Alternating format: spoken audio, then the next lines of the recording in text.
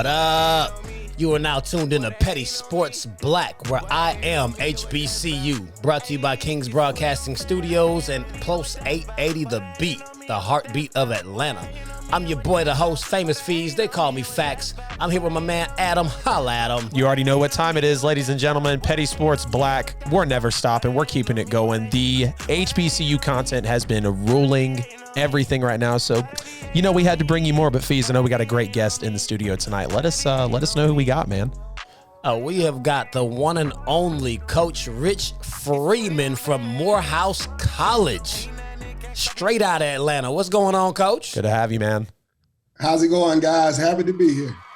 We appreciate you. We appreciate you coming on, man.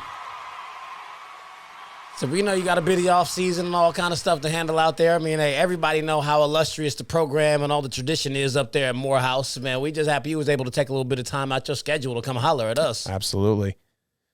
No question. Listen, anytime I get the opportunity to get in front of a microphone, a television, I'm taking that opportunity. There we go. To be able to highlight the one and only Morehouse College. That's right. That's what we brought you in for, man. Okay, I'm not mad at that at all. Said he call it the Morehouse, as like Ohio State? Right. We picked up on that there. We really don't have to. You just say Morehouse, and that name stands alone. I like it. The Morehouse College. To it. Okay, hey, I ain't mad at it at all, man. So, we're going to jump right into it. We won't even hold you tonight.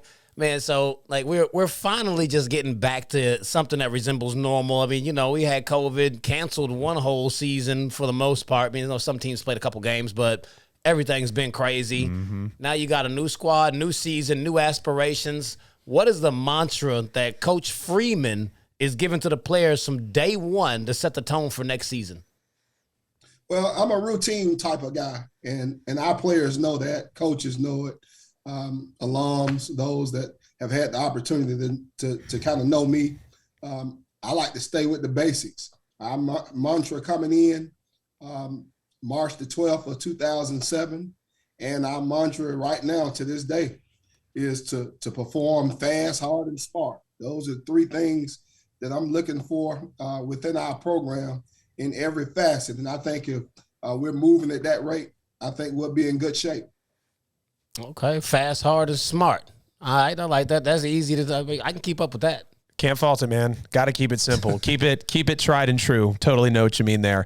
Coach, if you don't mind, tell us about some of your upcoming events and, you know, things you got going on throughout the summer at the Morehouse College. Okay, well, no question about it. We're in the camp season right now, and just had the opportunity, just like you guys, just got here from talent evaluation at the Kennesaw State camp, and we actually kick our camp season off on next Friday with the Rich Freeman Scholar Athlete Camp, and that'll be held right here on the campus of Morehouse, and then we'll have a camp the following week, and we'll have two camps during the month of July, the HBCU camp, where we expect over 2,000 student athletes to come out. Wow. And we'll finish with our last evaluation camp somewhere around the third week of July, and then we'll turn around and start fall camp after that. So we got a loaded summer. Man, 2,000 athletes? You're sifting through that many? Yeah.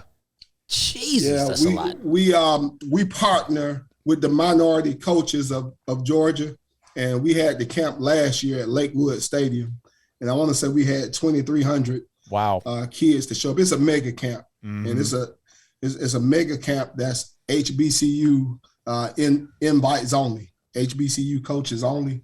And we don't restrict it to no one else, but we make it available for the HBCU coaches. And so every school comes out and represents. And like we say, you know, the kids come out. HBCUs are hot nowadays.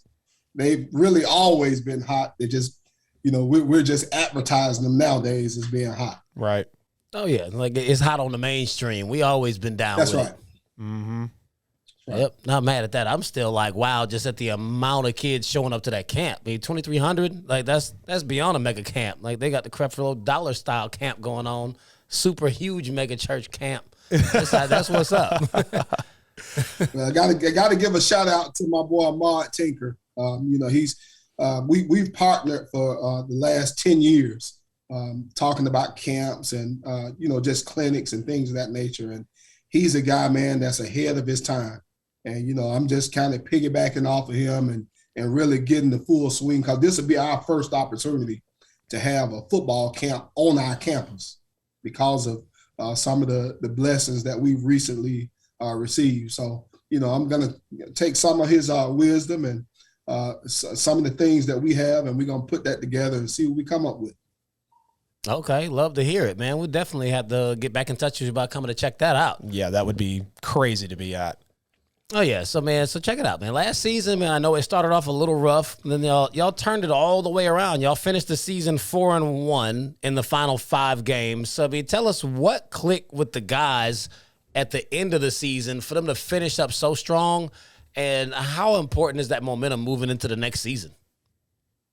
I think if I look at it, one word I would say was resolve. We came into the season, and I'm very thankful with our administration, with how they try to make accommodations for us, and you know, in the wake of a tough situation. Whenever you walk into fall camp, and right when you walk into fall camp, you're getting your field done, which is the only field that you have not to play on, but to practice on as well. You know, that kind of throws football as a game. Any sport is a game of timing. And so when you throw your timing off, that has an adverse effect on your outcome, your program. So our administration, they were very patient with us, and they supported us. And after our kids resolved that, yeah, we're going to get up at 4:00 in the morning. Yeah, we're going to find a practice location. May not be the same practice location on Tuesday that we'll have on Wednesday. Yeah, we got to go to class at 8:00 after practice. Yeah, we got to come back and lift weights at 5. Yeah, we got to have meetings after that. And yeah, we got to turn around and do it all over again at 4:00 the next morning. After they resolve that, hey man, it is what it is. And after we pull back a little bit on some of the time that we spent in practice and meetings and, you know, with other related activities, you know, the guys, man, they just resolved and they just bought in, and we came together at the right time, peaked at the right time.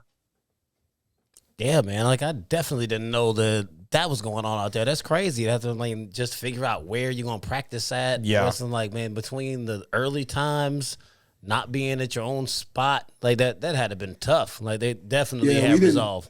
We didn't have a locker room. We didn't have a practice field. Wow. A weight room. We didn't have any.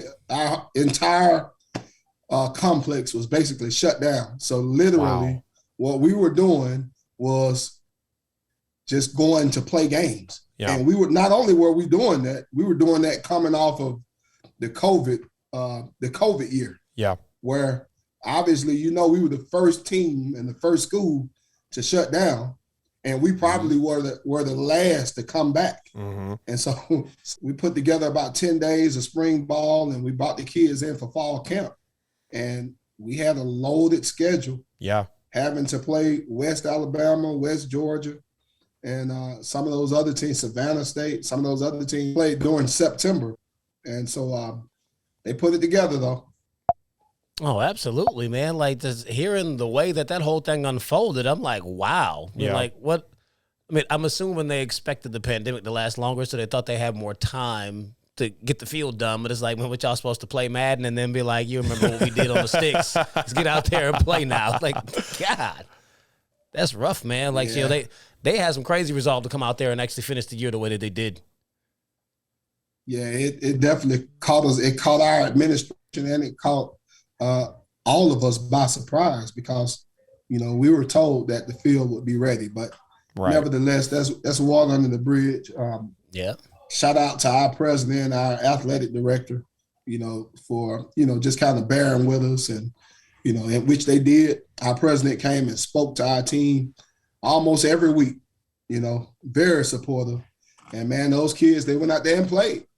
And we almost, as bad as we started off, if we win that Albany State game, which we lost by 3 points, and they went on to blow Miles out in the championship, if we win that game, we're in a three-way tie for first place in the Eastern Division. Wow. So that was that was the hand of the Lord in our program. Mm-hmm. And that was our coaches coaching their tails off, our seniors playing their butts off, and things just kind of coming together. Hey, I like to hear it. You know, you're like 4-2 in conference. Like, y'all was right there on the cusp. Right. Coach, so I want to make sure I'm understanding correctly. So you essentially had only 10 like normal spring days to prep, like your weight room is at your disposal, your practice field, all that. That's essentially what you're saying right now. Yeah, because we were running into the rigors of what everyone else would run into. If you have a kid to contract COVID, right, then obviously you have to go into the protocol. And so, yeah, we only had 10 practices in the spring prior to the fall season. Yeah. And we're not like some of the other colleges where you bring your guys in for summertime. Mm-hmm. No, we come in for fall camp. We get our kids orientated, and then 3 days later, we're practicing. Wow. And so you get about 19 practices right before that first game. So we had roughly about 29 practices after a year layoff. Wow. And we had to go in and play West Alabama in West Alabama. So that was a pretty tough deal, but you know, that's what we do. That's what we do. We're Morehouse. You know, people tell us you can't do certain things, and we prove them wrong, and we do it. Yeah. So we accepted that challenge. Right. No question about it. Way to battle through that too. I mean, knowing that, like you said, whole year off, you come back with essentially like nothing at your disposal for prep.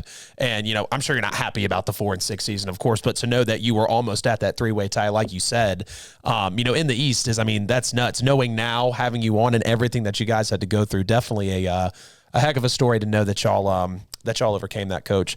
But so I know your quarterback room is pretty loaded with second-year talent, of course, and, you know, waiting to take over when Michael Sims left. Also, Frank Bailey just finished his career as well. So you got two really productive players that just left the Morehouse offense that left the Morehouse offense. So with the two most productive guys being gone, can we expect any sort of difference here in the Maroon Tigers offense, maybe their identity walking into 2022? Well, it will be something that we'll definitely have to get accustomed to, not having Michael Sims around. We definitely went out and did a really good job recruiting. So we brought in about 5 quarterbacks. Yeah. And obviously Marquise Collins finished the spring as the starting quarterback, and he took a few snaps for us on last year during the season. Yeah. And, you know, it's going to be a new deal. We're so used to seeing number 17 take the snaps. Right. Which is Mike Sims. So, you know, it's going to be a heavy battle. I'm nowhere close to saying who is the starting quarterback for the first game of the season. Go ahead and get that out of there. I do know that I feel really good about running back. Now, in addition to the COVID, in addition to having what we had problems with facilities, we also lost Santo Dunn in game 3 last year. Yeah. People don't talk about that too much, but he scored a touchdown against Miles College, and we're tied 14-14 at halftime. But after he scored the touchdown, he broke his hand. And so we lost him for the season. It worked out for him because he got his medical red shirt and just transferred to Alabama State. But what I'm happy about was that curse brought a blessing. We got a chance to see Ernest Davis, who was a walk-on for us. And of those 4 games that we won down the stretch, I mean, he was a workhorse for us. And so now he's catapulted into that one spot, that one running back spot. And we're excited and fired up about the things that we feel like he can do coming into this season. Yeah. Okay, I mean, we'd definitely be on the lookout for that. I mean, you got a bunch of new talent that's stepping into the forefront, so, I mean, it's definitely going to be a new look for the Tigers next season. So, man, just as far as, like, we're going to shift gears and look back on the coaching career of Rich Freeman. In your 15-year tenure, what player stands out the most, and what did you take from coaching him? Whoa, I got to dig deep there. That's a tough one. Yeah, that's a tough one. You know, because in 15 years, man, you've seen well over 1,000, 1,200 players. Right. You know? If I had to name one, and I hate to slight the rest of the guys, David Carter, man. I mean, that kid was an unreal running back for us, and he was a 3-time All-American, not all conference. All-American football player. Wow. And he was basically a walk-on turned All-American. So what I got from that is that student athlete that's poor and hungry and pesky and really wants to be in your program. I started looking for that kid a little bit more than looking for the entitled 3 or 4-star recruit that wants to continuously be recruited on a daily basis. I want you to continue to make them feel special, and which we do anyway. Right. You know, that's our charge as parents and as coaches. But it's one thing to do that, and it's another thing to have someone that you're doing it to that requires it. Right. And so usually when you get a walk-on, a man of humility, and you mix humility with superb talent, you know, that's when we went to the playoffs for the first time and the only time in school history. And it was off of the back of David Carter and that big offensive line that we had. And so that would be the kid that I would double back to. That was during the 2009 through 2012 years. Okay. Yeah, man. See, he was a big boy too, man. Just out there like a straight battering ram. I know it's funny though, like the way you described it. You're like, man, like, you know, we get the one that's hungry in there. Like if you related that almost to a relationship, it's like you want the one that's appreciative and not the one that's needy. It's like not so much to say you don't have to keep courting them, but I know what you're saying though. Right. And there was a connection there because, you know, when I coached at Tennessee State, his sister was a cheerleader at Tennessee State. His old, and we used to tease his sister because, I mean, she had the biggest legs. She looked like a weightlifter. And so I told her, I remember telling her when I was coaching at Tennessee State, I said, look here, whenever you have a kid, I said, I want you to call me and I'm going to offer him a scholarship. Where as soon as I got the head coaching job at Morehouse, she looked me up and she said, Coach, I'm too young to have a kid, but I do have a younger brother. And that younger brother was David Carter, and the rest is history. Wow. How about that? Full circle. Yeah, that's a phenomenal story. And I feel like the biggest thing you said there, too, is like knowing that he was a walk-on, knowing that he came from the type of background that he did. He was open to buying in on what you were offering. He was really coachable, and we hear that a lot, you know, in professional sports is how handleable, I guess, you know, for lack of better words, is this guy. So knowing that, again, the background, walking in the way he did, and he bought into your systems, and obviously, you know, he hung so heavy with you. He was the player that you named, you know, off of that there. But, you know, Coach, we know you're from the South. You coached at Tennessee State, and now you're currently coaching at Morehouse as the head football coach. What does representing HBC football mean to Rich Freeman? It means a lot. I wasn't one of those guys that got into HBCUs to get the opportunity to jump to this big level. You got guys making $5, $6, $10 million. And we kind of understand what's happening. You know, you work at some of these major programs. I had a chance to work for a guy that was the head coach at Tennessee State, and I saw an organization and a strategy and a plan that he brought to Tennessee State and brought to what I feel like he's one of the first ones to bring the football operations director position, even way back then, 25, 26 years ago. And that did something to me.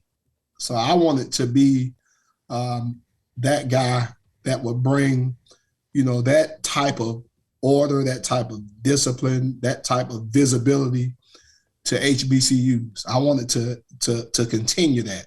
Right. I didn't want to go on and be the head coach at Georgia, or go on to be the head coach at University of Alabama in Tuscaloosa. I wanted to do that on our level. Yeah. And so the Lord blessed me to have this opportunity. We have to kind of roll our sleeves up, you know, and work as hard as we can. But I feel like we've done a fairly decent job with what we've had to work with doing so. Okay, I hear you. I mean, definitely I support the mission. I mean, y'all got the second most prestigious university in SIAC, Savannah State. But, you know, I rock with you. No, we had to throw that in there. SSU alum, I'm not going to let you have it. Well, my computer froze up on purpose that time when you said that. Your computer is working on your team. Right. That's right. So, man, check it out, Coach. Like before we let you go, we're going to hit you with a segment called Who You Wit. We're going to ask you 5 questions, give you 2 choices on each side. You decide which one you want to roll with. I'm going to start it off. You ain't even going to be ready for this one. Since I know you an ATL guy, which stadium do you prefer? The old Georgia Dome or the Mercedes-Benz Stadium? Old Georgia Dome. They ain't close. Not even close? Yeah, why is it not close? Not even close, man. It's just, that once that thing got built, we were so used to the Fulton County Stadium, right? And then once that thing was erected and personal, I take the old stadium. I'm a Deion Sanders guy. I grew up watching 21 man pick the ball off and run it back 100 yards for a touchdown. So all those memories were made right there. Dirty Bird was birthed right there in the Georgia Dome. Mm-hmm. Okay, the Jamal Anderson days and all that? All that. There you go. Yeah, that's actually a perfect segue into the next one. So, more exciting, the Deion Sanders era or the Mike Vick era for the Atlanta Falcons?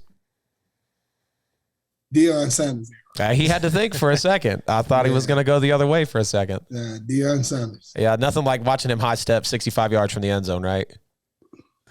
You're not gonna get me to say anything. That's my guy. You can get me to say nothing bad about it. Yeah, is that maybe your favorite NFL player ever, Deion? One of them.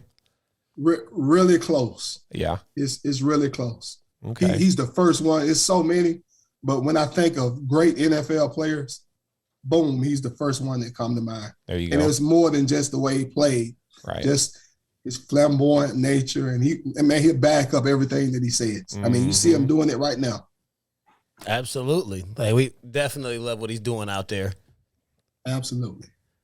All right, so we're going to change gears and change sports on you right quick. Move on to the NBA Finals. You got the Golden State Warriors or the Boston Celtics? Boy, I love what Boston is doing. They're a blue-collar team, and I'm all about that, getting everybody involved, but I think Golden State is going to flip. I knew he was going to flip. I could tell by the way he led into it. I knew he was going to flip. Coach know what he's talking about. Adam, the only one over here thinking Boston going to win it. Hey, man, series is 1-1. Big game coming up in about an hour and 15 minutes, so we'll see.